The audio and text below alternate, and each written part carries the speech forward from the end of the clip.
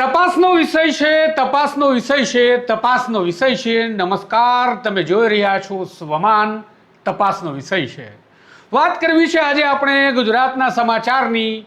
તપાસનો વિષય છે, તપાસનો વિષય છે, તપાસનો વિષય છે. આપણે જે વાત કરી રહ્યા છીએ એ પણ તપાસનો વિષય છે, જેની વાત કરવી છે એ પણ તપાસનો વિષય છે, જે જ્યાં બેઠા છે એ પણ હવે તપાસનો વિષય છે, અને એની ઉપર જે બેઠા છે એ પણ તપાસનો વિષય છે. હાસ્યાસ્પદ લાગે એવી આ વાત છે, પણ ખરેખર તપાસનો વિષય છે. આપણે વાત કરી રહ્યા છીએ સેંકડો મકાનોના ભૂતિયા ડિમોલેશનની, પણ તપાસનો વિષય છે. આપણે વાત કરી રહ્યા છીએ સુરતના સમાચારની, જે ખુદ તપાસનો વિષય છે. આ મામલાની તપાસ જે કરવાની છે એ કમિટી ખુદ તપાસનો વિષય બને એમ છે.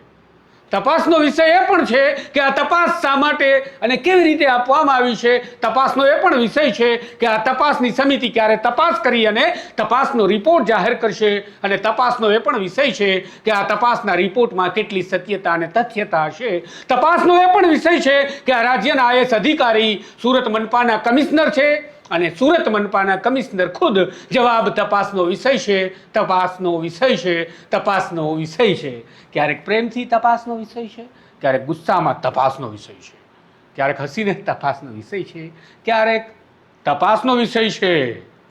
આ ચીમકીના સ્વરમાં તપાસનો વિષય છે. સુરત મહાનગરપાલિકાના ભૂતિયા ડિમોલેશનનું સિમ્બોલ લાગ્યું, એ ડિમોલેશન તપાસનો વિષય છે.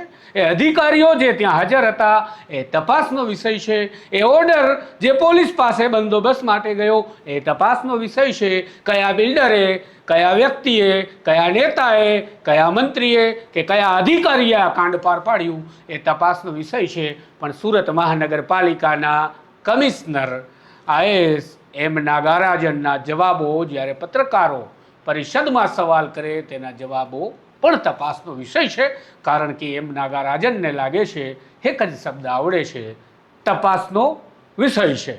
હવે તપાસનો એ પણ વિષય છે કે આ તપાસના વિષયમાં સેંકડો લોકોના મકાનો તૂટી ગયા, એને ન્યાય ક્યારે મળશે? નહીં મળે તો એ પણ તપાસનો વિષય છે. કોના કારણે નહીં મળે? નથી મળ્યો ન્યાય, અથવા તો ન્યાય મળી ગયો છે તો એ પણ વિષય છે કે કોના કારણે મળ્યો ન્યાય, શા માટે મળ્યો ન્યાય. કારણ કે આખરે ગુજરાતમાં બધું તપાસનો વિષય છે. તમે અમારી ચેનલ અને તમારી અવાજની આ ચેનલને સબસ્ક્રાઈબ અને લાઈક કરી છે કે નહીં, એ પણ હવે અમારા માટે તપાસનો વિષય છે.